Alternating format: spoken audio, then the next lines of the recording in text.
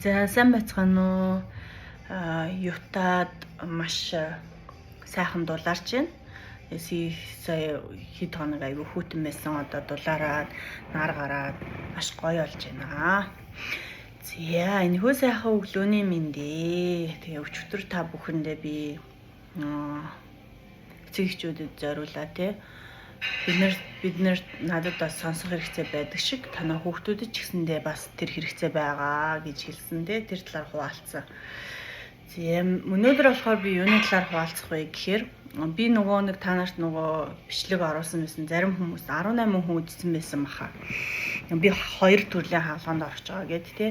Тэгээ тэрийг хуваалцсан чинь манай аав ээж хоёр бас үзээд байгаа юм шиг байгаа. Тэгээ би цөөхөн дагагч надад бол одоо байгаа дагагч маань аюу их санагдаж байгаа. Та бүхэндээ маш их баярлалаа. Намайг дагаад миний өгсөн мэдээллийг сонсож байгаа та бүхэндээ үнэхээр их баярлалаа.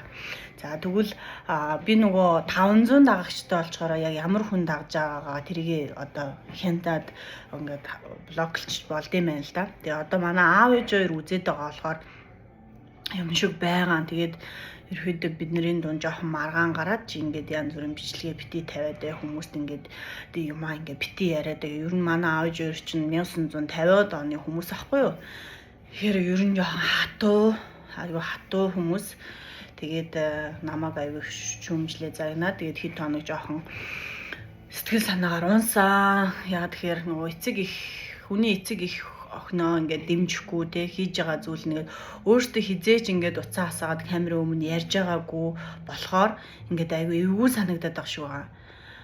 Ингээд үзэхэд мэдхгүй тэдэр юу гэж байгааг би мэдхгүй заяа. Миний хүүхэд камера хасаад бичлэг хийвэл одоо би бол баярлаа шүү дээ. За ингээ хүмүүс мэдээлэл өгч байгаа юм байна. Одоо миний үеэс доош би хэлсэн шүү дээ. Gen Z generation тэгэл одоо манай хүү хүртэл ингээл YouTube те бичлэг хийгээд ингээд явдаг болцсон.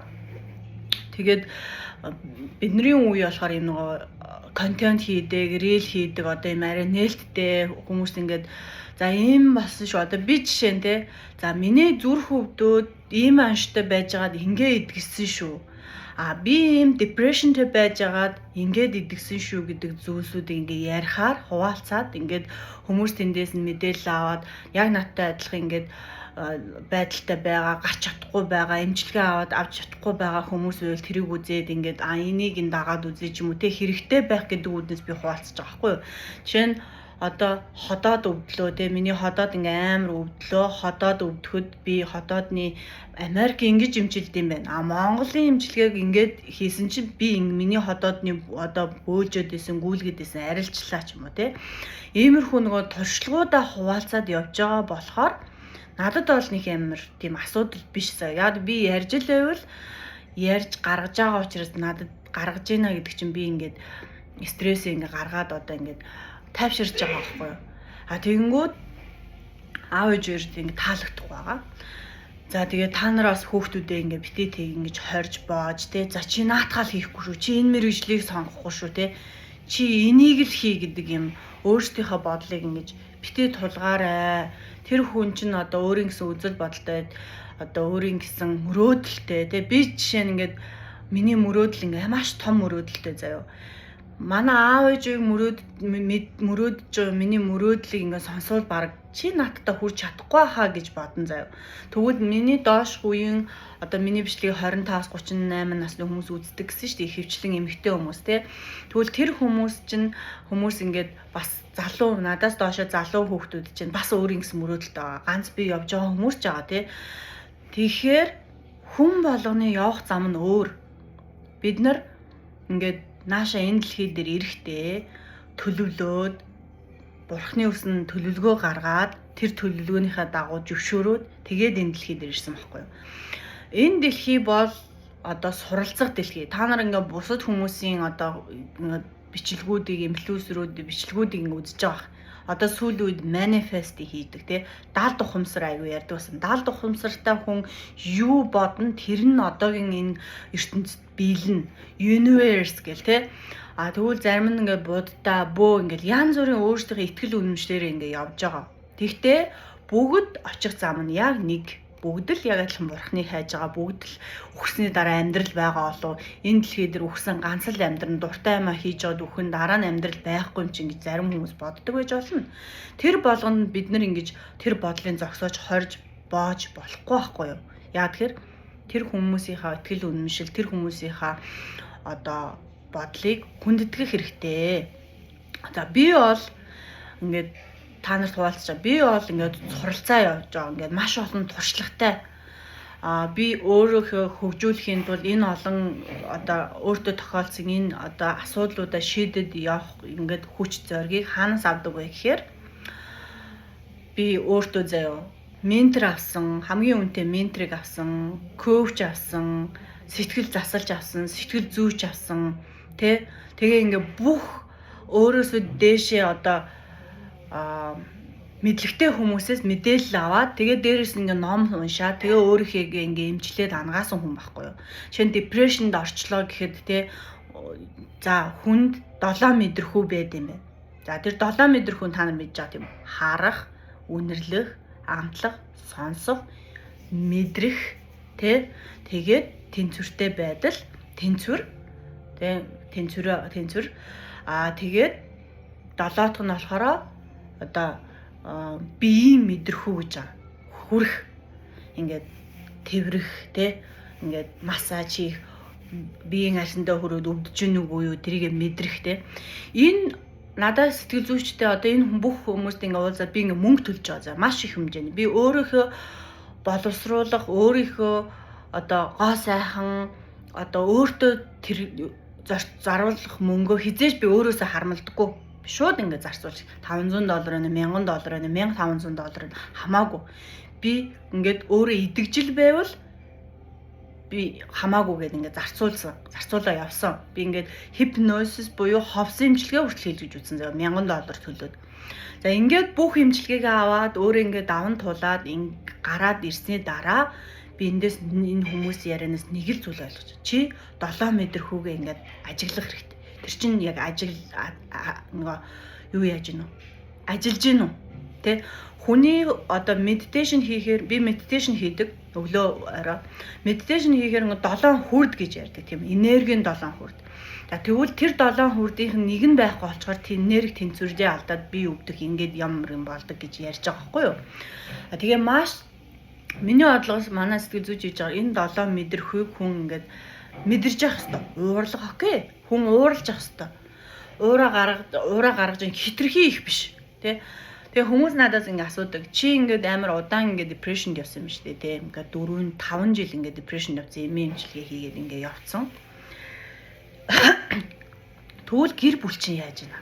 Чи хүүхдүүдтэйгээ яад гэр бүлтэй 4 хүүхэдтэй хурчин чамтай яад. Би өөрийнхөө сэтгэл хөдлөлийг хизээж хүүхдүүдтэй гаргадаггүй. Би хизээж нөхөртөө гаргадаггүй.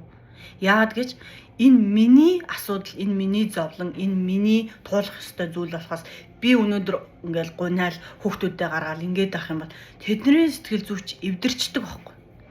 Ялангуяа сэтгэл зүйн асуудалтай, депрешнтэй одоо травматай, хүүхэд насны травматай, хүчирхийлэл бүлэд үтсэн энэ хүмүүсийн сэтгэл зүйн энэ хүмүүсийн гэр бүлийнх нь хамгийн их зовдөг.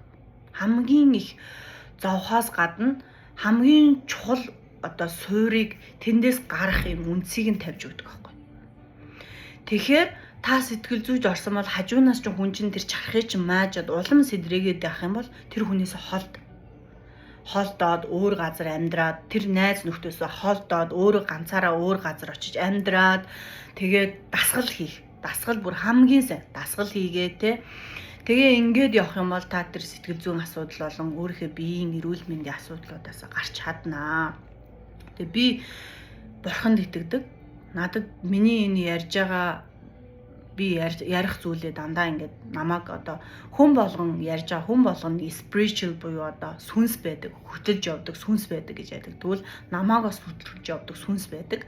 Би тэр сүнстэйгээ бүр амар ойрхон ингээд холбогдож явдаг. Тэгээд миний юу ярих, яах, юу хуваалцахыг бүгдийг ингээд сүнс маань хэлдэг. Тэгээ би тухайн өдрөө би юу ч хуваалцаж болно. Юунээс талаар хуваалцаж болно. Юу ч ярьж болно. Тэр нь миний сүнс за чи энэ талаар яриа.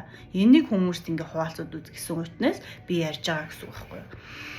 Тэгэхээр одоо бүгдээр ингээд 7 метр хүүгээ хөгжүүлээд хүүхдүүдтэйгээ гоё харьцаа тий хүүхдүүдтэйгээ ойлгоод ингээд хүүхдтэйгээ ингээд нэг бие болох хэрэгтэй. Одоо бидний сүүлийн үеийн хүүхдүүдийг та нар ойлгоо байц. Үнэхээр ойлгохгүй нь үнэхээр харьцахад хэцүү мэн. Өсвөр насны ямар хэцүү явд юм бэ? Тэгвэл тэр хүүхэд болгоно хайрын хил байгаа. Та өөрийнхөө хайрын хилийг мэдэхгүй бол хүүхдээ хайрын хил мэдэхгүй шүү дээ. Тэгэхээр тэр зүйлүүдийг судал унш гээд миний гол яриад байгаа юм тэр. Та өөрийгөө ингээд одоо хүмүүжүүлээд өөрийнхөө ингээд сул талуудыг засчаар өөртөө харьцаад өөрийгөө ойлгоод ойрлж хашгирахгүй тайван тоон дээр ингээд маш тайвшраад ингээд өөрөө эдгээд ингээд боловсрлоод бэлэн болоод нийгэмдээ тулахад бэлэн болоод ингээд гараад ирэхэд та хүүхд нөхөртөөгөө маш амархан харьцсан. Амархан тэднийг ойлгодог. Яг тэр та өөрийгөө ойлгоод өөрийгөө харьцах учраас бусд хүмүүс амархан болчихж байгаа юм. Хамгийн том дайсан та өөрийнхөө л дайсан. Тэгж хэлмээр байна. Тэгээд надаас асуух юм байвал бас чөлөөтэй асууж болноо. Дараагийн удаа би манай хүүхэд нөгөө бүүлээд үрцэн, дээрлэхэлтэнд үрцэн гэж ярьсан шүү дээ. Тэр талаараа би хуваалцсан. Гэтэ арай болоог байгаа манай хүүхэд эмчлэгдээд явж байгаа. Тийм болохоор энэнийг даван туулаад гарсныхаа дараа би хуваалцъя гэж бодож байгаа. Яг бэлэн болсныхаа дараа. Одоогоор би бол арай бэлэн болоог байгаа. Тэгээд ер нь ямар нэгэн одоо хүчирхийлэлд өртсөн гэмтэл авсан хүүхэд, гэмтэл авсан том хүн бити та нар хаяач дээ март юуг нь тэгээ бодоод идэв тэ за хаяач дээ одоо мартаад move on хийгээд явал та гэж бити хэлж байгаа. Чи тэгж хэлж байгаа бол чи өөрөө тэр талаар суралцах хэрэгтэй. Бити хүнд өөрийнхөө мэдхгүй юмыг мэддэг юм шиг яар. Өөрөө туулааг бол тэр хүний зовлон өөр хүнд сонирн болгож хов болгож битгий ярьжээ. Дараа нь юм жижигхэн эргээл тэр хүн чинь тэр тэгж ярьж илээ гэдэг чинь мэддэг сонсдог л байхгүй юу. Хүн дүлий биш хүн хүн тэнэг биш штэ. Хов гэдэг чинь эргээл ирдэг. Муулдаг гэдэг чинь эргээл ирдэг.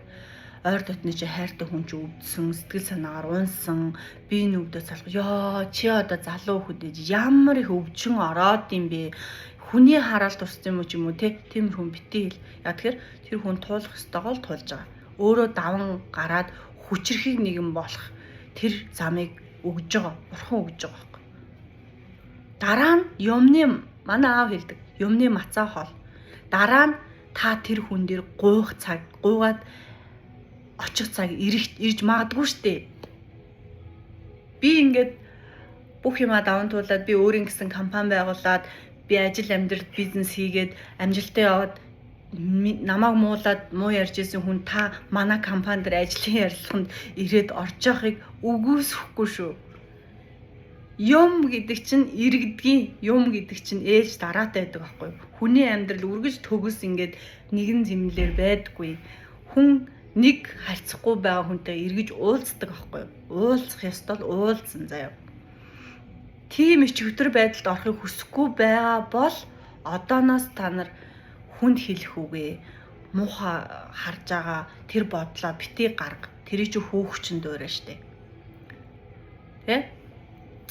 За тийм байна. Тэгээд бас би бас хүмүүст ингээ үгийг одоо хүмүүсийн одоо асуулт асуухтаа хүн өөрөө ярихгүй бол би тэр хүний асуулт асууж чаддаггүй байхгүй. Яагаад гэж би тэр хүний хүндэлж байгаа тэр хүний сэтгэл зүйн бүх юм хүндэлж байгаа байхгүй. Тэгэхэд зарим хүмүүс шууд асуудаг. Чи яагаад нөхрөөсөө салцсан? Чи яагаад өвдцээ? Чи тэр чинь өвдсөн юм уу? Яасан? Чи нэг тим юм яриадсан. Яасан сэтгэл зүй чинь тим болсон юм уу? Чи жоохон галзуурсан юм уу? Яасан нэг тим сонин юм сонссон ч юм уу те? Битээ тэгж хүний хэрэг тэр чамд ерөөсөө хамаагүй. Өөрийнхөө амьдралыг хичээ заяа. өөрийнхөө амьдрал өнгийгээ таар. Нөхөртөөгөө харьцах харьцаагаа сайжруул. Тэ нөхөр та ирч магадгүй асуудалтай байсан байж болно шүү дээ. Нөхөртөөгөө хизээ хамгийн сүд бэлгийн үйл ажиллагаанд орсон гэдэг чинь асуудал болсон байж болно. Эсвэл та хоёрт өөр ямар нэг асуудал байж болно шүү дээ.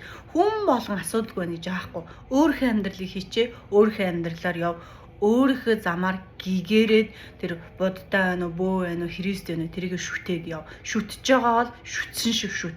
Хөрөв. Тэрэндээ ингээд одоо өөрийгөө өөрчил тэр шашин одоо хөрвөлт буюу одоо гэгэрэл хүрэх замаа өөрөө бэлтэг. Тэгэхгүй тэгэл бусдын амьдрал руу өөрийнхөө толгойд ирэх нөгөө бухал өвсийг хараагүйж бусдын амьдралын тэ өөрийнхөө толгойд ирэх юуг хараагүйж бутыг хараагүйж бусдын амьдралын дүнд юу гэж харлаа мэдгүй нэг тиймэрхүү гээд штэ. Тэр шиг тийм хүмүүсээс та өөрийгөө зайгаа барь. Хадам ээж чи ирээ таныг янз бүр хэлээд байвал хадам ээжээсээ баандри аав ингээд хэл хязгаараа тогтоо үн цэнэ тогтоо эмэгтэй хүн та нар угаасаа тэртээ тэргүй маш олон асуудлыг туулж гардаг. Ялангуяа төрсний дараах сэтгэл готролд ороод өөрийгөө хаяа. Тэ над шиг ингээд би хэлсэн шүү дээ. Битээ өөрийгөө над шиг хаяа. Дараа нь ингээд 5 жилийн дараа тэрийгэ туулаад гараад идэхээр бүх би чинь зэрэг өвдөж байгаа юм.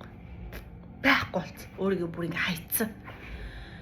Тэгээ одоо ингээд жижигэр ингээд засаад явж байгаа юм. Тэгээ ингээд сайжраад. Тэ? Тийм ээ. Баярлаа, баяртай. Таалагддаг бол мэдээж намайг дагаарай. Тэгэл миний мэдээллүүд хэрэгтэй бол бас бусад хүмүүс рүү шеэр хийж олно. Тэгээд асуух асуулт байвал бас асуугаарай. Та ганцаараа биш. Та ганцаараа би бодсаахгүй. Би ганцаараа ингэ зовоод байгаа юм биш үстэй.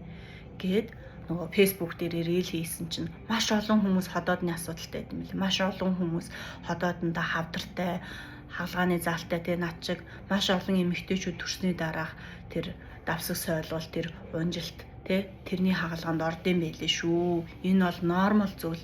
Та ганцаараа зовоод байна гэж бити бодоорой. Тантай адилхан зөндөө хүмүүс байгаа. Шатаараа тэр чин туулах зовл одоо туулах тэр сорилтуудаа туулаад тэр хүн ингээд өөрийгөө хүн хамгийн суралцж чаддаг зүйл нь манай багш хэлдэг. Хамгийн их суралцдаг зүйл чинь алдаанаасаа суралцдаг. Хүн амжилтаасаа биш алдаанаасаа. Өнөөдрийн хамгийн сонссон гоё үг байсан манай багшийг. Тэгээ баярлаа, баяртай.